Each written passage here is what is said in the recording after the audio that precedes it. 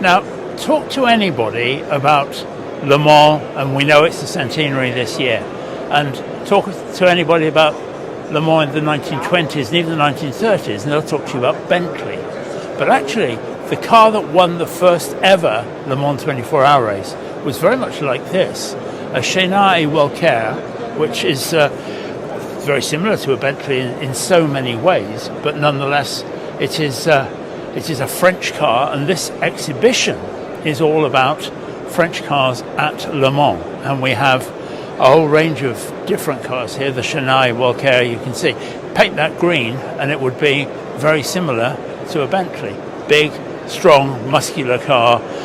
Let's not forget that in those days the cars were actually running on pretty much dirt roads, a bit like a gravel rally stage. But we then move through the years and we come up to the mid-30s, 1936, and this Simca Gordini, tiny little engine in this, but they had a big thing about what Charles Dressing has always called the index of runny cheese, but it was all about the efficiency of the cars and how much fuel they used, and that the French cars were very, very good at all that.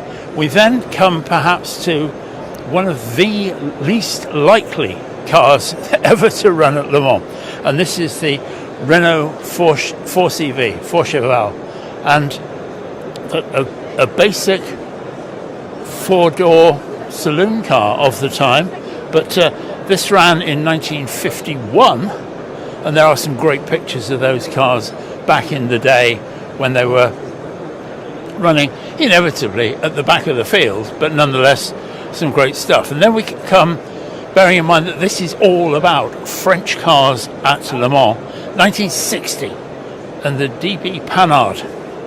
That's a fabulous little car. The noise that this car makes is quite incredible, and it's a little two-cylinder car, flat out all the way around Le Mans, I would have thought in those days, because of course no chicanes, there's no anything else that would get in the way, so flat out all the way from Arnage right the way up to the S's, and with that character building corner at White House.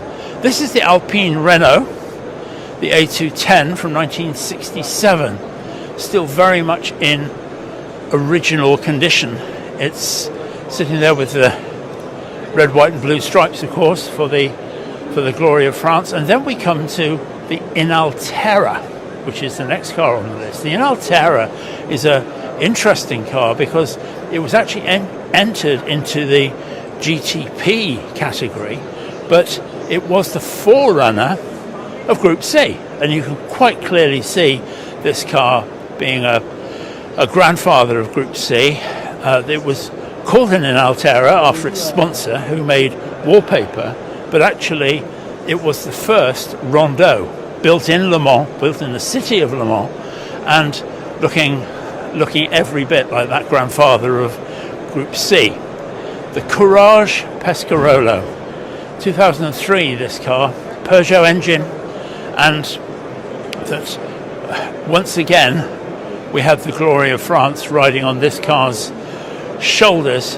Looks fabulous. The green, of course, is from the Pescarolo team, and that it had money from Peugeot, from PlayStation, from Pays de la Loire, which is the region in which Le Mans exists. And then we come through to the Velta Racing LMP 2008. Suddenly we've gone from one era to the next. That in 2008, this car is looking every bit more like perhaps what we might consider to be a modern sports car. That car is looking fabulous in those colours. And then we move into the final stretch of this Grand Marque of French cars that have raced at Le Mans, and this is the Peugeot 905.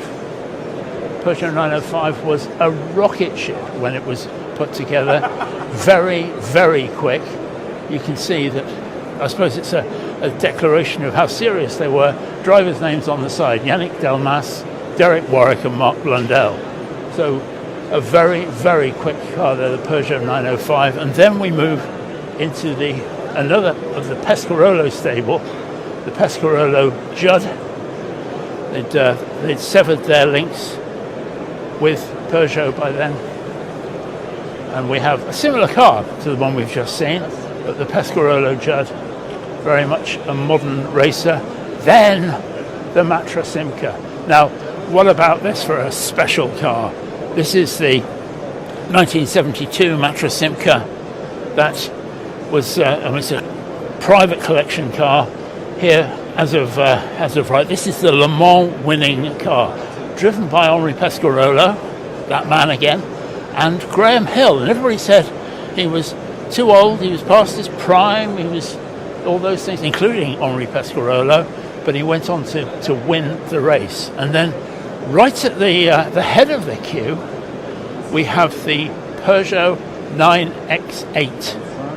Now, a lot has been said about the new wave of cars that we're seeing for Le Mans this year, but this is something different. Notice there's no rear wing on this car.